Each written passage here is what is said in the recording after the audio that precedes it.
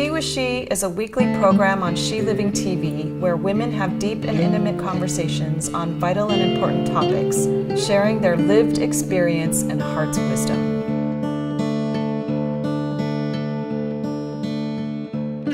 Hi, I'm Cindy Ma, and this is Tea with She. This is a weekly program on She Living TV where we are amplifying the feminine perspective on the most important issues of our times, sharing our lived experience and heart's wisdom. Thich Nhat Hanh has said that we are the most real when we are drinking tea, and so as such we invite you to really pour yourself a cup of tea and join us for this conversation. Today's show is on women and money. The topic is women are the fastest growing new wealth segment on the planet. And what can women do with their wealth? What options are there for women to support other women and the emergence of the new socioeconomic model? This show was prompted by a couple of articles that we have seen and just knowing what is happening in terms of the wealth transfer to women. A few reports we have seen on Reuters, why Wall Street is wooing women and their future wealth, that says women will receive 70% of inherited wealth over the next 2 generations.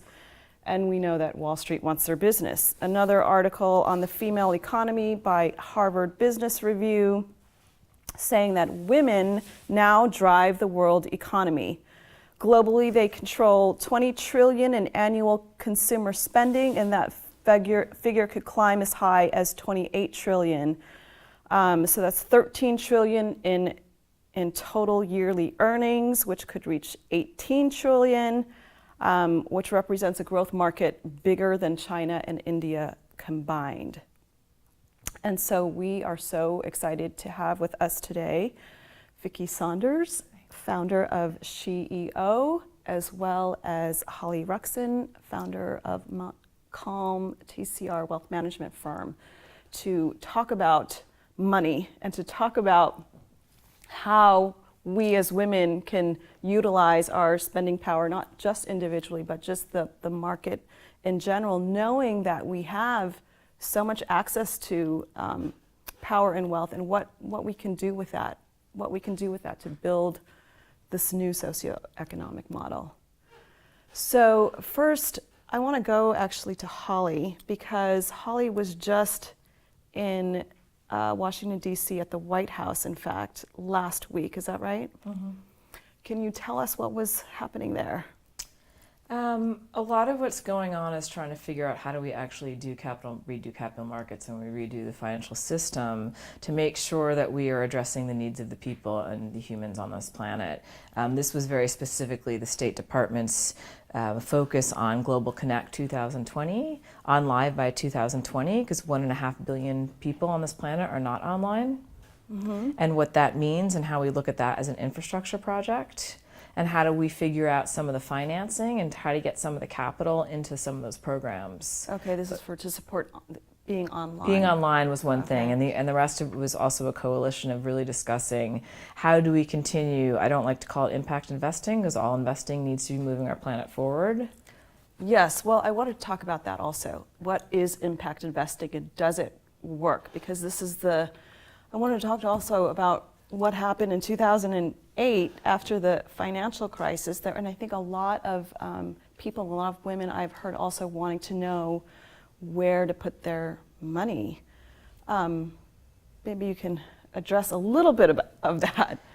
A lot of what happened in 2008 is a lot of the value system behind the way that we trade different securities has a lot to do with the bottom line of the institutions. Mm-hmm. that are trading those securities or offering those securities to people and to women. Impact investing is a term that I think is not a great term, because the point of capitalism is taking capital from people who have it and giving it to people who need it. That's the basic definition of capitalism. Okay. And so that can be done in a way that people who need it is helping the planet.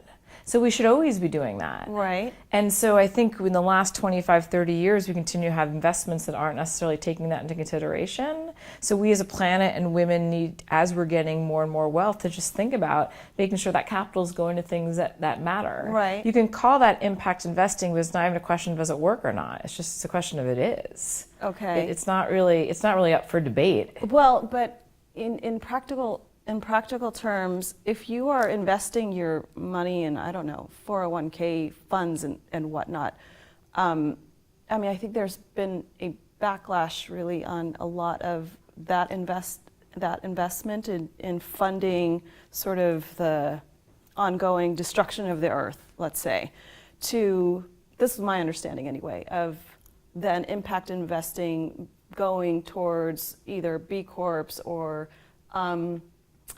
companies that are not just driven by profit. I mean, absolutely, you certainly want to move towards that. I think for me, the first thing that's great to do, and I would say to any woman watching, is first look at your own financial life. Yes. And figure out your own sustainability within your own financial life. Oh, you mean just by, like, how are you living? How are you living? What do you own? What do you need? If you can start working through those problems, that is a very profoundly effective way to start having positive impact, because you're going to exist in the world in more of an abundance than trying to outrun scarcity and feeling in that. And then the second derivative of that, or the next step in that, would be to then see where your money is invested. And yes, there are certain impact investing ETFs. There's a long way to go to when we can provide a menu to all people that all of the things that they can invest in are having positive impact. That's something everyone's working on. Yes, and we will get there. Well, Okay. I'll just jump in for a second on that. So for me, I feel like we keep putting words in front of other words because we're so out of whack in the world, right? Yeah. So Totally. we have to put impact in front of investing because investing has gone off the rails completely, right? And so that's, I think, why Holly probably doesn't, I won't speak for her, but it's why I don't love the term either, because it's like, let's just get back to why we started doing this in the first place, right? So the pendulum's sort of swung super crazy. Yes. Yeah, Well, totally. right. So what is the way for us to invest in our future? Because in taking away the dollar amount, are we not just looking for a financial return? This is what has happened to me in my life, to shift, like, okay, I think that there's a lot of capital out there, money capital, but there is, I think we need to invest in, a peaceful future, like a clean earth. Getting these toxins out of our bodies and out of the air. These are not things that we can necessarily control, or are they, with the money that we have? Like, how can we take that money and put it to use and really investing in our future? I do want to talk about SheEO because I think it's brilliant what you were doing. Can you explain that to? Sure. I mean, I'm going to pop up a level and then come down to it. Okay. So part of the thing that SheEO is, we want it to be an antidote to the existing model that we have. So in 2008, which you alluded to earlier, when the markets crashed because we were speculating all over the place, we somehow found $13 trillion in 3 weeks to bail out the banks. And that's a huge number. You were throwing those numbers out at the beginning, and I don't even know, it's hard to even understand, what is $13 trillion or $18 trillion? But $13 trillion, which we found in 3 weeks, is actually 600 years without poverty on the planet. So just to crazy, right? So we have money, like you said, it's just where the money's going. And so we have a model which is winner takes all. And so right now, 62 people have the same wealth as 3.5 billion people. It's a mess. And this is part of the thing, the conference that she was at, really trying to figure out how do we distribute our capital in more efficient ways. And there's this misnomer in the market that, we're super capital efficient, but I don't think we're being that capital efficient these days. So with SheEO, we sort of stepped back and said, how do you actually redefine the economy? How do you start putting money into the hands of people that are actually creating value, that are creating sustainable jobs, that are building connective tissue in communities? And we came up with this idea of getting women to start dipping their toe in the water around investing. Yes. Because most of it is like kind of scary. Like, I'll speak for myself. I open up my Air Miles envelope before my investing envelope. Like, it's super crazy, but I do that anyway. True confessions. So how do you start engaging with that? And it's partly because it's it feels like a black box. It's not transparent, and I don't really know what's happening behind the scenes. And I want to see like a value creation exchange. That's where I want to be living. And so we have 1,000 women per community who contribute $1,000 each. And that money's loaned to female entrepreneurs that we love, that are from our local communities. And everybody gets a vote. So you pick companies you care about that make sense to you, that you would buy from and support as early customers. And these loans that they get are paid back over 5 years, and then the money gets loaned out again. So we're creating this revolving fund of women funding the kinds of companies that we care about, that we think strengthen our communities, that will just pass on to daughters and granddaughters. That's the model that we've just started. And tell me about the term radical generosity. Yeah, we call this an act of radical generosity. Because I think it's the spirit and the value set that I would like to see more in the world. I think we live in a very unforgiving environment where, the second you fail, you get hammered. It's just business is a way to treat people badly. And what if we were actually radically generous? How would we dream differently? How would we be different? And it also is radically generous because it's $1,000. You're contributing $1,000 and you're not getting your money back. So that's the act of radical generosity. You're not getting your money back in money terms. In money terms, yes. right. And then, so this is... But you're investing in... We're investing in these businesses that will have social and economic and cultural impact locally. And on our way to figuring out what is the new economic model, because the one that we have is pretty much played out. Mm-hmm.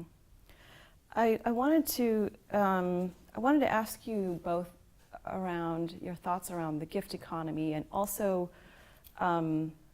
viewing money as just a one measure of wealth, right? And how we can also value women's work. I mean, women's work is not valued in dollar terms. Is there anything new that's coming up to speak to that? I think we have these conversations about the measurement of wealth in an outside of a money way, and that's all incredibly valuable. But the key of kind of what Vicki's talking about is this huge disparate between the haves and the have-nots, is we also need to have our own financial sustainability. And everyone watching this kind of needs to engage in their own financial sustainability, meaning what do they have and what do they own, and have an understanding and open up that envelope. Because that's the first way to start measuring that value. And it's really the key step to then getting to the place where we can measure all the externalities that maybe aren't about dollars. Because at the end of the day, money is just the means by which we buy things on this planet. It's the way we exchange goods. You need to have money to eat. You need to have money to pay your rent. And so what I am constantly trying to do is make sure we don't have that line between, if you're not caring about money, it's good and altruistic. And if you're caring about money, you're part of this black box where you don't understand what's going on underneath, and that's bad. Right. Is realizing that having money is okay. Being abundant with money in whatever form that is for you personally or within your community, and it's going to be different around the globe for sure. But we as a planet have to make sure we're creating personal sovereignty for people in their financial situation. And that does mean that we do measure some sort of returns, or we have investments that are flowing cash flow. And then we can also look at all of the wealth that's created. And I believe that when you have a situation that's creating all sorts of wealth and measuring things that are valuable, that the returns and the money is right next to it. And that's the world we're creating in this new model. I have a card. Thoreau has said, well, what you just said, wealth is the ability to fully experience life. Nice. And Lisa Wade, a sociology professor, says money is purely symbolic. It only works because everyone collectively agrees to participate in the fantasy that a dollar bill is worth $1, whatever that is. So we could ask, what happens when we are discontent with the current financial system? Can we choose to no longer participate in that fantasy? And I think that this is being explored now with alternative currency, just the basic the basic form of looking at your life in terms of wealth without the dollar attached to it. But for those who do have money to put to use, and I think that there are a lot out there that don't know what to do, SheEO, I think, is just a really beautiful model, right, of women supporting women in their local community. Can you talk about the local part, Sure. the local aspect of that? Yeah, I'm all for experimenting with new kinds of models, right? Like, I think we need to reinvent what our world looks like, and we need to get back to the original spirit of investing in communities and taking care of one another. So that's really critical. And we had this sort of 20-year span where everything was about globalization, right? Mm-hmm. Like, globalize things, scale things. If it's not big, it doesn't matter. Go big or go home. You hear it all the time. Mm-hmm. And that didn't really work so well, right? So you kind of go, where's an example of where scale really worked? But we still have a narrative that's lagging with the reality. And so if you go to any sort of incubator or accelerator or anyone starting businesses these days that tries to get funding, like, the number one question you get asked as an entrepreneur is, how's that going to scale? Mm-hmm. And it's kind of a BS question from my perspective. Like, you need to go back. So now what's happening is big companies, like even GE, is creating a local strategy. They're moving from their globalizing everything and aggregating everything to the top to now creating these local markets and understanding the regional economies are different. And so with SheEO, part of it to me was, what I notice about women more than I notice about men is that we're very much in relationship with each other. We want to touch and feel things around us and feel connected to them. Like, offline and online is important.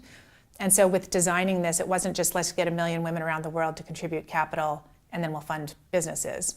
It was, how do we create stronger relationships locally and be able to talk to the companies that we care about locally, but also help them to grow globally and connect into our network. So it was the women in the network getting to know each other and support each other, as well as supporting the businesses. It's not just about, here's my money, go do great with it. It's like, how can I get involved? How can I bring my networks to bear? How can I have my daughters and nieces part of this process? So we have multi-generational connections in our network. So mothers and daughters and grandmothers are in this network together, picking the kinds of companies they care about. It's a very, very different kind of model, as opposed to, well, what would a 12-year-old know about investing? Well, that's a perfect time to start. Let's have a conversation. Let's have them pick the kind of companies they're interested in. So for us, it's very steeped in relationship, and that happens locally, I think. Yeah. I'll jump in on this, is why my company and we're fully supporting SheEO's effort in San Francisco, a sponsorship and a time and effort, because to me, everything that Vicki just articulated has so many of the elements of the perfect investment vehicle. And what I'm trying to do in my work is change capital markets, change some of the financing models in existence of what we have now, so we do have more solutions for people. So people can look at their entire portfolio and have it be in investment models. But we have some work to do to get there. But so many things that she said, and why I think it's so beautiful what SheEO and Radical Generosity is doing, is it's raising some of these questions so that we can start looking at that in our own traditional vehicles, which really don't cover those bases at all. Mm-hmm. And that's a lot of what this book in DC last week was, continuing to talk about these innovative business models and these financial products, mm-hmm. so that we can offer people a full portfolio of assets that are making change in the world. But we're not there yet. So that's why it also goes back to the first line of defense is the best thing to do, is understand at least what you own, start there. I don't know what percentage of people even really fully understand what they have and how it all works. Right. So I have a question I wonder if you guys would be okay to answer, is just, where should we do our banking? And what about just like that simple decision? Is that significant? Do you have suggestions about that?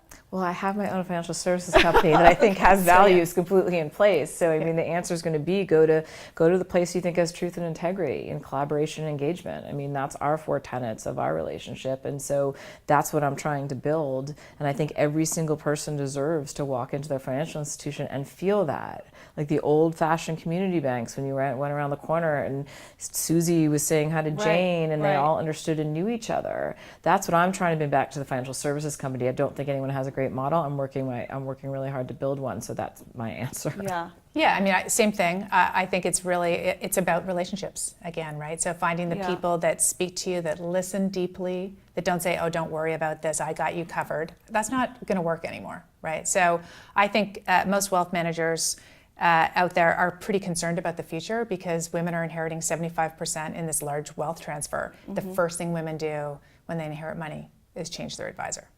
So if you're a wealth advisor, you are freaking out right now because you need to understand how to talk to women because we're not going to take it the way it is now. And that's why Holly's, I think, perfectly positioned in this new world because she's on the cutting edge of like really what are the new models we need. She's super steeped in the existing model, but also taking steps towards where do we go with this? How do we have different conversations? I mean, I remember when you were talking to me about this earlier, talking with families, and you actually ask for everyone to be there. And you have a conversation about what they care about as a family and then what they're going to do with their money. Like, that's awesome. As opposed to just, oh, well, only the people with 6 PhDs can sit in this room and we'll have a conversation about, the complexity. It's very simply like 7-year-old at the table. What do you care about in the world? All the way through the family. That's, getting back to that will be unbelievable. It's very healing. Yeah.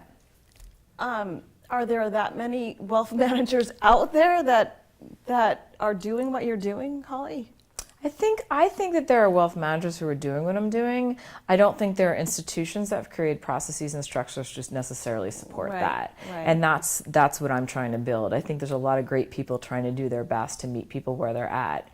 But the infrastructure is not really built to support that, nor are the investment products really built yet. So we're working really hard on that. So, right, and then for us regular folk who don't have a wealth manager, just a simple, what I have been seeing is also a movement out of the big banks and into, co-ops, co-ops, credit unions, local credit unions and such.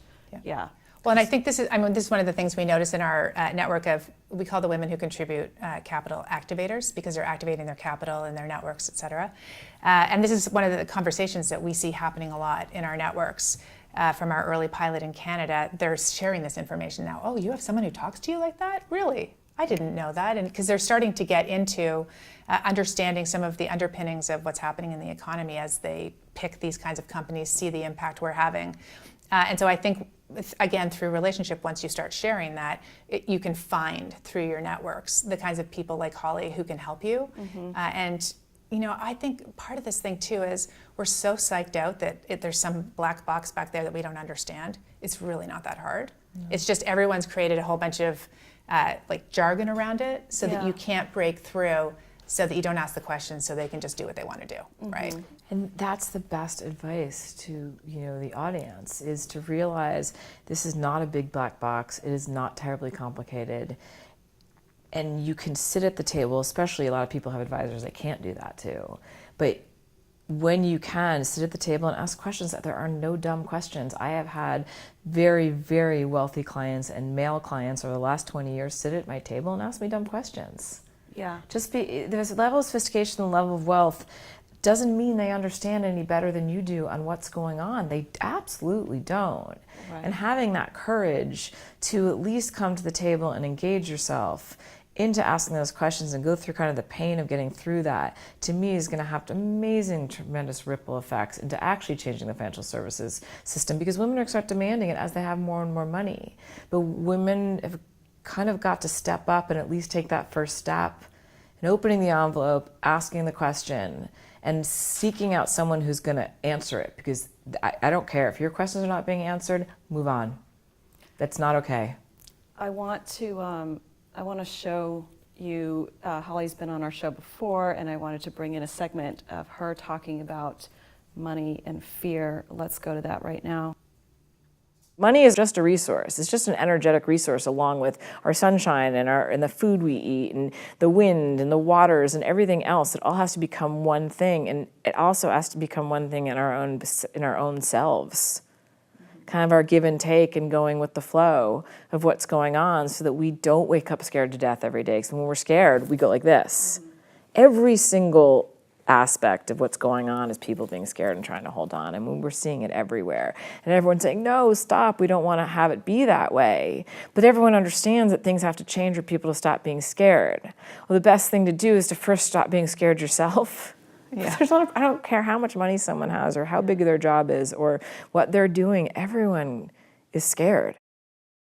So I want to talk about that because I think that this is scary. It's scary for people, and people are afraid. I'm scared. I'm scared to invest my money. I'm scared to do anything with it. I want to sit on it, just watch it go down.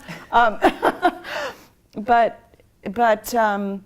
how do we engage? Because there's been a lot of losses, and because there have been, and you're worried about putting your money towards something that you don't want it to go towards also. So do you really recommend that there are ways that we can use that money and not like put it under the mattress, that there's really ways to engage that and to really like invest in our future? I'll quickly address 3 aspects of why people are scared. Wall Street generally, to overgeneralize, has been a taking place. Mm-hmm. They take. It's not been a win-win. It's not been a give and take, at least in the last generation. So people feel uncomfortable because of that. Number 2, the equity markets or the investment vehicles we have don't have a ton of great fundamentals to them. We're trying to basically just hope they keep going up. Yeah. And people know that that is not a great system, which is why models like SheEO. So the third thing is that what I'm working on with a big coalition of people is trying to create an entire new issuance of new investment products that have more tangible results. We've got some time until we do that. But it's going to happen. So my response to that is understand that it's scary, still step forward, ask the questions, and know that your gut feeling is correct. That we are working to create a financial services company that is a win-win, a system that's a win-win. We are working to create products that are connecting the people to the people, where everyone lives in abundance. And the best thing you can do is at least come to the table and at least start asking some questions. And that catalytic effect of women doing that is going to speed it all up immensely. It's so true. I just really feel like women are being called to bring forth a new model. And again, yeah, I feel like we're very much in transition. So at the moment, there aren't a lot of alternatives. I mean, ever since I've been a kid, my dad was a stockbroker, and he used to sit at the table and I'd be like, could you explain the markets again to me? And I just kept going, I don't get it. Like I kept saying over and over, I don't get it. I really couldn't understand it. So I don't do the markets. I have most of my money in real estate because it makes sense to me. Mm-hmm. And thank God Canada's real estate has been off the charts. So that's great. But again, you know, I think there's a lot of psyching out that happens, and you think, oh, maybe it's just me that doesn't get this. But really, if it doesn't make sense to you, own it and find another way. But I'm really excited of, you know, the beginning of SheEO is kind of dip your toe in $1,000 that you don't get back. We start to see the economic impact, and our goal is to do follow-on funding. So a few years from now, and maybe sooner, the hope is that you could, you know, put $5,000 or $10,000 in and get a 4 to 5% return by supporting women's businesses that you picked, that you're excited about, that you want to talk about, and so you're more connected to, and maybe you get higher returns than that, but that's not a bad return for these days. Or you do equity investing if you're a little bit more risky, if you're open to being having more risk. But again, finding sort of a spectrum of opportunities for you to invest in things that you can like really understand. Like getting back to that, they have a good in service, I understand that good in service, I think it helps create a better world, I want to support that, I want my money to go there. And if I get a return from that, awesome. Right? Like getting back to that, I think it makes a lot more sense than I'm going to bet it on this company that's scaling into 16 new markets and run by people that are not doing great things. Yeah. And traded in a computer system that's run by computers trying to get there faster. I mean, your example on real estate, bonds, it's tangible. Buying a building, is the price going to go up? Price going to go down? Is it giving me any income? Right. And so most women can get their minds around that. They don't understand their portfolios because they're not filled with tangible investments. And to understand and accept that is a great step too. Right. Okay, we are going to see if we've got any questions from our audience out there. So the question is, how did we all get to be where we are today? My ex-husband actually was an investment banker or research analyst on Wall Street. And 5 years ago, it might have been, I kind of had this awakening. I was in China at the time and was realizing like, oh my God, we're like totally screwed if we keep going like this in this consumer world of us buying more and having more and certain people having a lot of wealth and then hoarding things and everybody else building mansions and such. And then I realized, well, what is the point of this, all of this money when we're not healthy, when our planet is sick, and I was kind of really worried that we wouldn't have a future. So it doesn't matter how much money we have, we're in trouble. And so I made an intentional move to take my money out of the big bankings, all of the funds actually pulled it all out. I invested it in this, and this is what I'm building, is media that is leading us to the future world we want to build together. And so that was my act of my own, like, let me put my money where my mouth is and invest in what I think is going to bring us, collectively a better future. I'm not so much concerned about my personal wealth as to, kind of society, how we're going to build this together. So that's my story. Sure. Yeah. Okay. So, my story. I'm an entrepreneur who, ever since I was a little kid, I've been really passionate about like, how can I be the most free and have a big impact? And I'm not sure where that came from, but I've always been that way. And so I looked around for like, where are the places where I'll be the most free and be able to have an impact? And I couldn't really find anything that felt right to me. And I ended up becoming an entrepreneur. And now when I think back of it, it totally makes sense. Like, I needed to create the path for me. I'm not on this planet to follow anyone else's path, right? I'm all about my the vision and kind of making it a reality. And so I've done 5 companies, and I've had basically every kind of funding there is, except for private equity. I've taken a company public too. And it feels really broken to me. Having gone through it all, I'm like, this is just not working, especially not for women. That's partly because we were not really at the table to design this model. And it's kind of played out from some of the stuff I've mentioned earlier. So I've been super obsessed for almost 20 years. In the Hunger Games where she's like, where do I shoot the arrow to knock the system down? Yes. I have been searching for that for like 2 decades. Where, not to like crash the whole system, but like, how do we create a new system? What's another way of doing this? How can you do good and make money at the same time? 20 years ago, that was a question where people were like, Vicki, get real. Make your money and then give it away. And now I'm a millennial, right? I'm one of those people that I really believe that this is a time where we're just starving for another way. And I've done a lot of experimentation, and this kind of idea popped up. It's what we're doing with SheEO is one model, but I think there's just a ton of other things. And we're really calling women forward who like, trust your gut if it's not working for you. And if you have another idea, walk with it. We want to help you, and we want to fund your innovation so we can create a better world. This is why I was so excited when I met Vicki a bunch of years ago.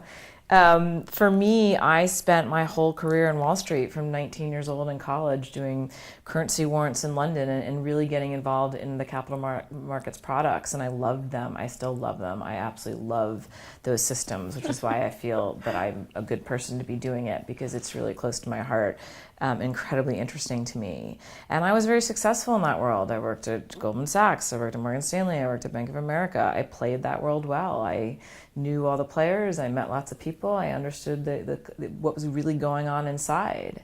It was something that was super interesting to me. And then in 2008, when the markets started falling apart, and I'd been working in derivatives in the 90s, and I understood exactly what was going on. I'd been on the desks that created it, 100%. And at the same time, I had just had my 3rd child.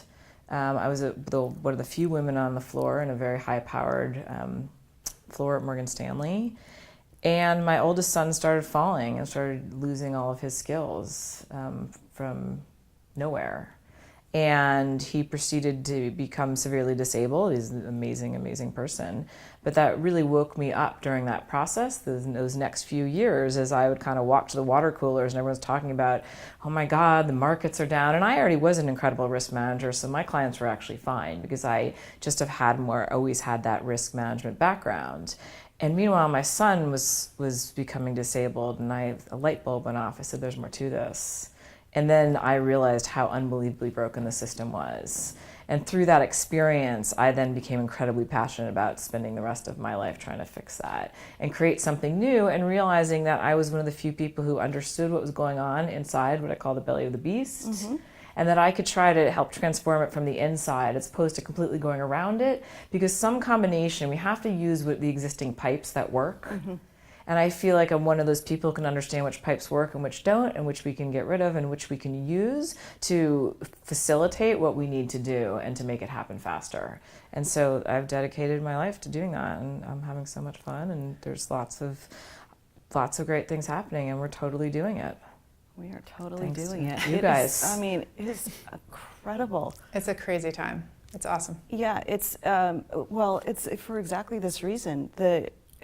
All like the creative power of women, the power of women to give life really is like the energy that is like fueling now this birth of the new paradigm, the new socioeconomic model, the new everything. Very exciting. Any other questions? So the question is that there's a lot of fear and anxiety in women, and when they get clarity around their finances, do they actually could they feel better physically, and some of that go away? I mean, the answer is absolutely yes. It's incredible. The whole work is when the client's shoulders go down and they feel more relaxed, that the ripple effects of healing is incredible. What I have experienced in my 20 years of doing this is men sometimes come to the table with less anxiety but no more knowledge, and have a better, are sometimes better at just letting it go that they don't know. And so that's the real advice, is that it's okay not to know. It's okay to ask the dumbest question of what's 1 + 1. Yeah. And I think hopefully that helps start to reduce the anxiety. And I think that a lot of anxiety is fears. Women do not have a place at the table where they feel comfortable to ask things. They're not asking any different questions than the men have asked. And that could be also men with incredible amounts of wealth. And that's been really striking to me over the years, is to just at least first get over the fear of asking whatever in the world it is and being okay with the fact that you don't know things. But 100%, fear ruins everything. And if you can lessen fear, it also makes everything else possible. Great. The question is, what is the minimal amount of money that we could get started in investing in Montclalm or any other investment? There's no minimum. There really isn't. And right now we're working very quickly on some distribution platforms to facilitate that, to really make that even easier than it is now. Okay, so even if you had a couple $100s, you could still... Okay, $1,000. Yes, sorry, take that back. Yeah. You can buy a bond for $1,000. $1,000 Yeah. for SheEO $1,000 you can do accessible. SheEO, but again, like, call Holly, right? Yeah. If you're sitting there and you're like, I don't really know what I'm doing, she's one person. She's got a network full of other organizations and individuals that can help with this. But this is something we notice with entrepreneurs too. That's not a lot different than what we're talking about here, which is one of the biggest challenges we see is that people don't ask for help. They kind of put their head down and think, oh, I'll just kind of figure it out, or it's probably okay the way it is. But asking for help is a huge, huge deal. And having a safe place to ask for help is critical. Okay, but seriously, like not the $100, but like really, if you have, there's not a minimum in terms of if you only have $10,000. I mean, it's not like you have to have $1 million to invest. $10,000, $20,000, absolutely. Yeah. Absolutely. And again, we are working very hard on launching a distribution platform to make this even easier. Okay. You've got the robo-advisors, which they're not solving the aspect of investing in things that matter or finding investment vehicles outside of the equity markets. I am working with a huge coalition of people around the globe to launch this distribution product so that we can basically have something online for people to come in smaller pieces. But until then too, yes, no, there's no too small amount of money. There are no too dumb questions. And when we can have women on this planet really start understanding that, we're going to really unleash that purchasing power and unleash that power of this transfer of wealth to women, where we're really going to accelerate the pace of change. Great. And I just like to add really Yes. that, basically the money of 50% of the population is sitting on the sidelines, desperately wanting to be directed towards a better world. So we need you to ask for help. It's really important. Yes, absolutely. If you want to find out more about Holly, we are going to put up her website, Montclalm TCR, wealth management firm. Also, I want to say that Vicki is launching here in San Francisco her campaign for SheEO activators, which I think is closing October. End of November. End of November. Yeah. Okay, great. So if you are in the Bay Area and want to get involved with SheEO, Go to SheEO.world, SheEO.world. SheEO.world. Yeah. Thank you both so much. Thank you. Thank you for joining us on Tea with She Living TV. To watch previous episodes, you can go to our website, www.shelivingtv.com. And then to continue the dialogue or to participate in future discussions, please go to our Facebook, She Living TV Facebook page, sign up for events there so that you can join future calls live with us and just participate in the community. Thanks so much, and we will look forward to connecting next week on Tea with She.